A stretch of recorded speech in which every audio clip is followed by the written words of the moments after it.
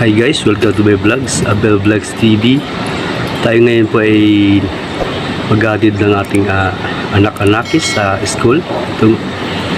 Itong video ito ay para sa mga e-bikers. Yan mga kaibigan, kung mabagal lang ang inyong takbo, katulad po ng aking e-bike. Ang e-bike ko nga po pala ay 2 wheels, dalawang gulong yan. So mabagal lang po ang takbo natin. Ang speed po ng ating e-bike ay umabot lang ng 40 kilometers per hour. Tapos po ang speed lang po na aking ginagamit ay almost 30 kilometers lang po ang aking speed. Ayan mga kaibigan, paano ba ang tamang paggamit ng ating e-bike? Yan. Siyempre tayo po ipalabas ng main road, so kailangan natin gamitin ang ating signal light, ang left and right. At siyempre kapag mabagal po tayo ay kailangan ay lagi po tayo nasa tabi.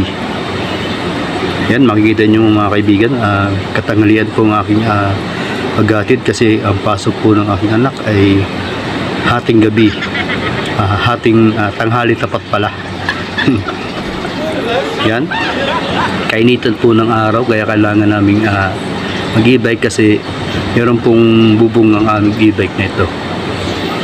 Yan mga kaibigan, malapit na ako sa main road dito sa aming lugar dito sa Dunya Pidisa, palabas po ng village. Yan mga kaibigan, makikita nyo naman medyo maraming humps dito kaya kailangan ay pag e-bike ko ay laging patagilid pag dadaan ng humps para imiwas po sa pagsayad po ng ilalim ng aking e-bike kasi mababa po ang ilalim ng e-bike ko. Ayan mga kaibigan, malapit na tayo sa palabas ng main road dito sa Pasiano, Rizal.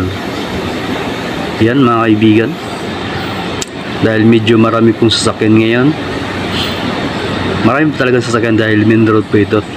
Ito po ay city. Ayan mga kaibigan, pag malapit na tayo sa main road, siyempre kailangan natin tumigil. Hindi pwedeng diretso agad kasi hindi natin alam ang mga papakiramdaman po natin yung mga dumadaan. Tumingin tayo sa kaliwat kanan. Ayan, kapag nakita natin na medyo maluwag at pwede na tayo mag-go. At pwede rin po tayong gumamit ng kailangan natin gumamit pala ng signal light. Siyempre pa left ang gabig natin. Ayan mga kaibigan, nakatawid na ako. Ayan, nakikita nyo naman po na medyo mabagal naman po ang takbo ng sakyan, kaya hindi na po ako pumunta sa kabila kasi pagdating sa dulo ay kakaliwa na ako papuntang Rizal Street, Rizal Village. Doon kasi ang school. Yan mga kaibigan, makikita nyo naman medyo bagal at may truck dito sa una. At syempre sumusunod lang ako dito pero wag po tayong didikit.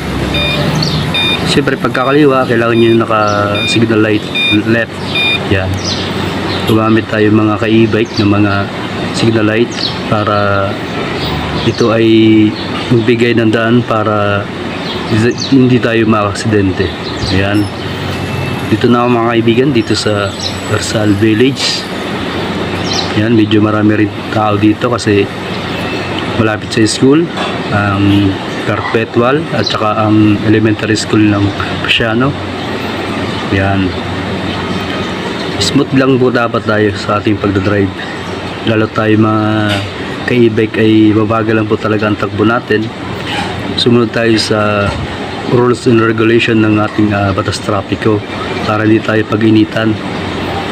Yan mga kaibigan, maraming salamat sa panonood at naway maging happy tayo sa pagdadrive. Chill lang tayo.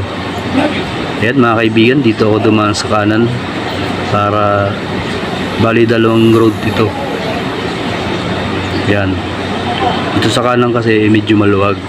Kaya mga kaibigan, maraming salamat sa inyong panonood. Naway maging happy lang tayo. God bless po.